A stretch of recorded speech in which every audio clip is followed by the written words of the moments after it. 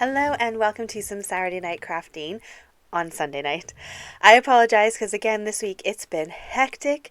We got new kittens this week. We got two new baby kittens. They're 10 weeks old. We got Willow and Nico, a boy and a girl. So we've had a lot of fun with the cats this week. We also had the loft, which is where my new office is going to be, all plastered this week. So it was all hands on deck, really full on. Had to go and pick out a bathroom suite for the loft conversion as well. So I do apologize. We are a day late and we missed Wednesday's crafting, but hopefully we'll be back on it this week. Tonight's video is quite fun.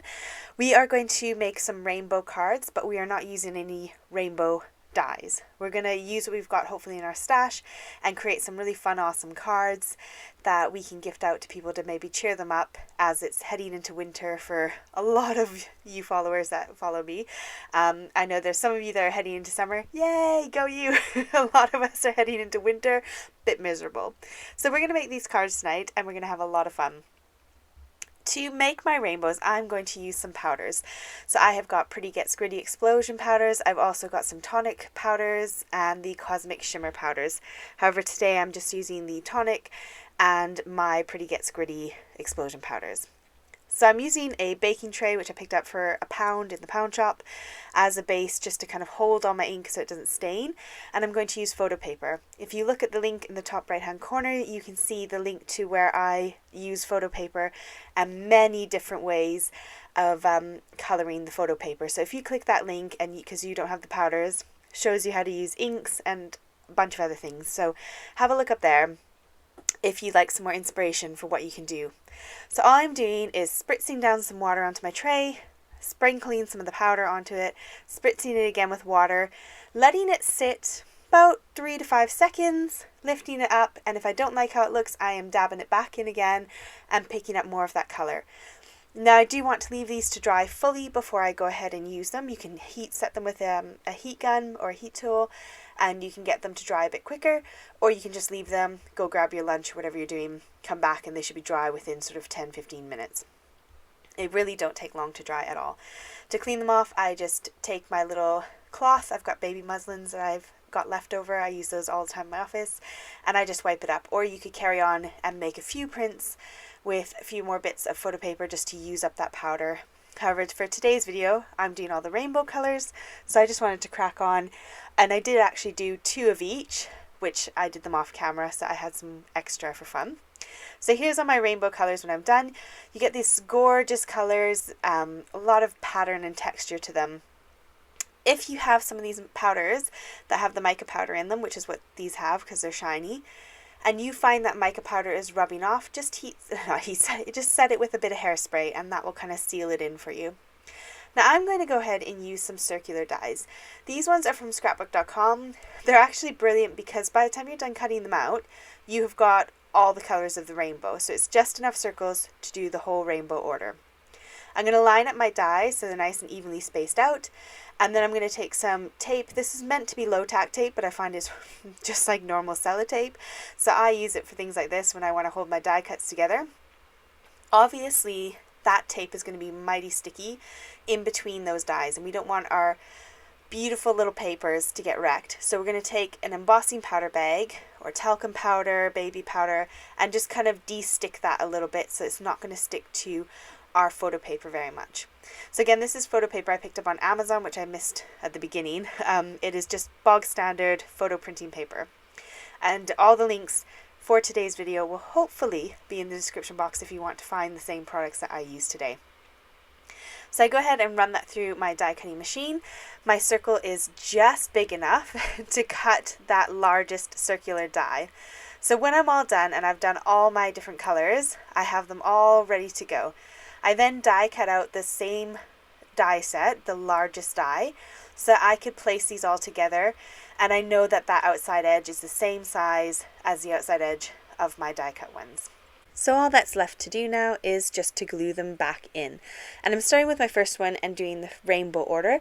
Obviously you can't do the rainbow order for every single one of them because you only have the largest outer edge of that one color of the red.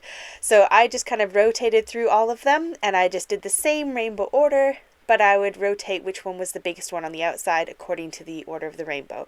So my second circle starts with the orange and then goes down to the yellow and then ends with the red in the middle. Hopefully that makes sense. So I then have these left over.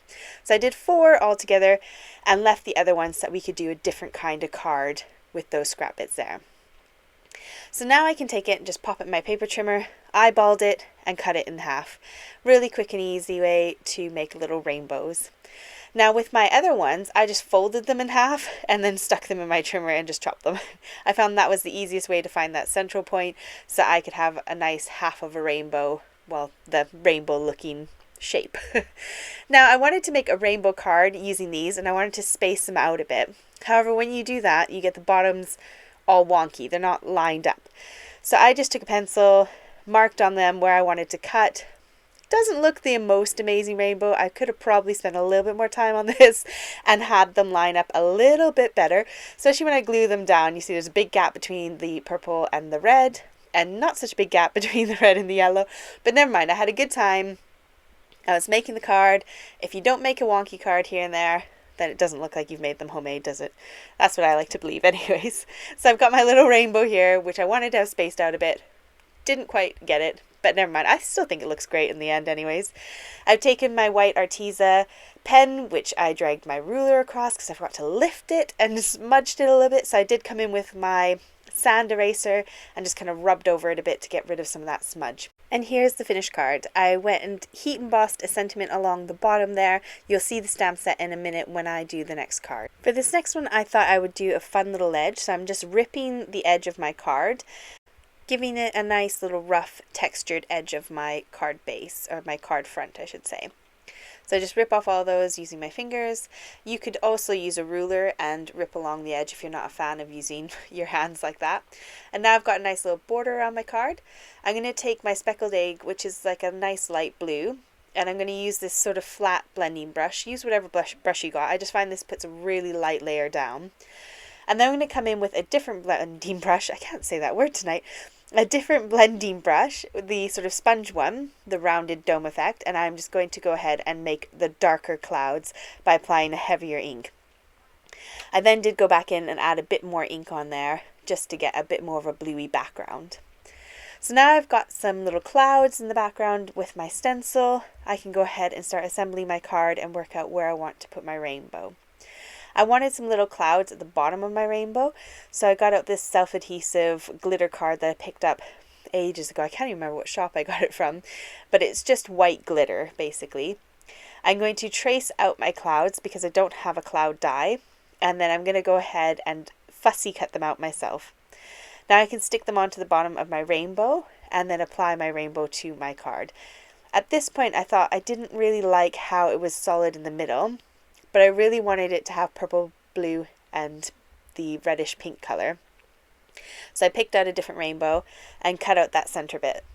Here's the stamp set I used on that last card, and I'm going to go ahead and use one of the long sentiments along the bottom because I thought it looked quite good having a nice big long sentiment.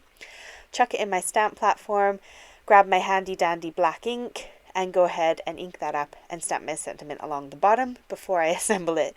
Because once I stick on that foam tape onto the back of the rainbow and stick that on, it gets a lot more difficult to manipulate and stick my card together. So it's always worth doing your stamping before you finish your assembly. Usually I like to make it a bit trickier and I always forget to do that. So here's my rainbow ready to go on my card. Pop it on with my foam tape so it's popped up a bit, and that finishes off that card. Now we've got this gorgeous handmade rainbow, and it looks quite funky and unique. For my last card, I thought, why don't we do one of those fun downward rainbows? So these are all my scraps left over from those circles that I cut, and I don't want to let those go to waste because they're so pretty and cool. So I'm going to take them and cut them to 1/2 centimeter each strip, and I might go back and cut these strips further and then put them into my strips jar. But I decided to make one of those rainbow cards that goes downward. So I'm just marking on my card roughly where I want to start so that I've got it in the nice central position of my card. And I'm going to glue them down in rainbow order again and line them all up along each other until I've got that. Then of course I've got to get out my handy dandy strips jar where all my scrap strips of cardstock go, and get out my holographic, sort of bubbly holographic card and run a couple of strips down the side just to kind of outline it and close in that rainbow a little bit. I struggled like crazy to cut a cloud. In the end I went on my Cricut and just picked a design off the internet and cut myself a little cloud, because I could not cut a cloud freestyle if my life depended on it. I just can't do it. I'm applying some foam tape to the back of my little panel and popping it right onto the middle of my card, and then I can go ahead and stick that cloud to the bottom just there, and I decided to pop that up as well. And to finish off this card and make it nice and easy, I just went ahead and die cut out a sentiment and stuck that on the front. Nice, simple, easy way to make a rainbow card without anything too complex. And that finishes off my video for today. So I hope you had fun and got a little bit inspired to get creative and maybe make some rainbow cards using what you've got in your stash. Thank you so much for joining me tonight. I hope you have a fabulous rest of your weekend, and I look forward to seeing you next week. Take care. Bye.